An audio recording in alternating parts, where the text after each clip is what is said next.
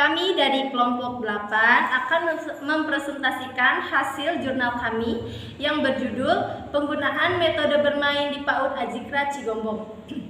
Kelompok kami terdiri dari 3 orang.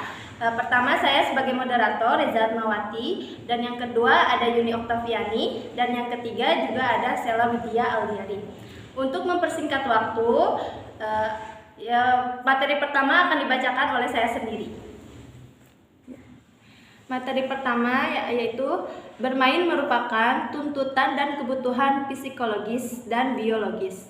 Anak yang sangat penting melalui bermain tuntutan akan kebutuhan perkembangan dimensi, perkembangan motorik, kognitif, kreativitas, bahasa, emosi, interaksi sosial, nilai-nilai dan sikap hidup dapat terpenuhi. Bermain menurut Sugiono 2006 adalah suatu cara bagi anak-anak untuk belajar tentang benda-benda dan berhubungan dengan orang lain. Bermain menurut pendapat Elizabeth Harlock 1987 adalah setiap kegiatan yang dilakukan untuk kesenangan yang ditimbulkannya tanpa mempertimbangkan hasil akhir. Menurut Linda 2006, bermain merupakan peluang bagi anak untuk melakukan berbagai hal. Fungsi bermain yaitu anak akan menemukan perkembangan fisik serta mental yang ia miliki. Melalui permainan pula, seorang anak akan mampu mempelajari begitu banyak hal, bahkan anak dapat sistem pemecahan masalah yang jauh lebih baik daripada anak-anak yang tidak banyak bermain. Selanjutnya, manfaat bermain. 1. Perkembangan bahasa. Anak dapat memperkaya perbendaharaan kata dan melatih kemampuan berkomunikasi. Untuk perkembangan moral, membantu anak untuk belajar jujur, menerima kekalahan, dan menjadi pemimpin yang baik. Perkembangan sosial, bermain bersama teman melatih anak untuk belajar membina hubungan dengan sesama. Perkembangan emosi, bermain merupakan ajang yang baik bagi anak untuk menyalurkan perasaan atau emosinya, dan ia belajar untuk mengendalikan diri dan keinginannya. Perkembangan kognitif, melalui kegiatan bermain, anak belajar berbagai konsep bentuk, warna, ukuran, dan jumlah. Perkembangan fisik, bermain memungkinkan anak untuk menggerakkan dan melatih seluruh otot tubuhnya, sehingga anak memiliki kecakapan motorik dan kepekaan penginderaan. Jenis penelitian yang kami gunakan yaitu metode survei, menggunakan kuesioner sebagai instrumen pengumpulan datanya. Dengan 14 responden, subjek penelitian ini yaitu orang tua wali murid PAUD Azikra. Untuk gambar yang pertama, di sini menunjukkan 50% orang tua sering menemani anak bermain dan 50% orang tua kadang-kadang menemani anak bermain. Untuk gambar yang kedua, 100% anak sering bermain gadget di rumah. Gambar ketiga, pertama 57% orang tua sering mengajarkan anak belajar sambil bermain. 43% orang tua kadang-kadang mengajarkan anak belajar sambil bermain.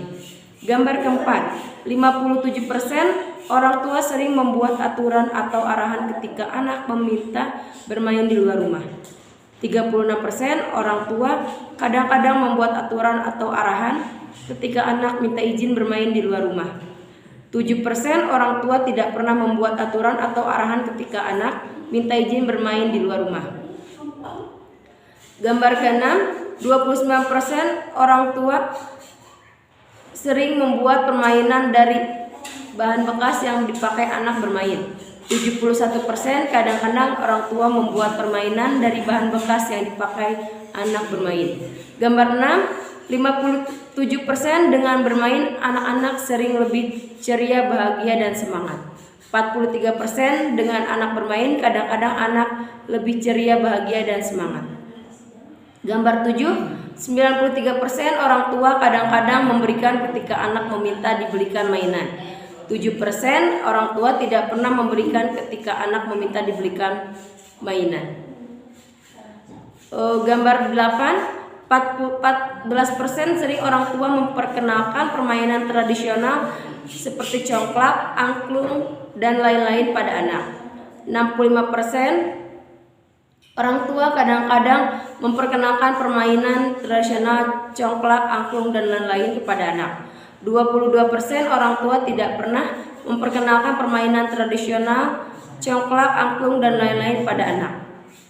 Gambar 9. 45% orang tua sering mengizinkan anak untuk bermain alat masak di dapur. 8% orang tua kadang-kadang mengizinkan anak untuk bermain alat masak di dapur. 45% orang tua tidak pernah mengizinkan anak untuk bermain alat masak di dapur. Gambar 10. Sedang bermain dengan pisau gunting. 86% orang tua sering memberikan pengarahan pada anak ketika sedang bermain dengan pisau atau gunting. 7% kadang-kadang dan tidak pernah memberikan pengarahan anak ketika anak bermain. Terima kasih. Sekian presentasi hasil dari kelompok kami, kurang lebihnya mohon maaf. Wabillahi taufiq wal hidayah. Wassalamualaikum warahmatullahi wabarakatuh.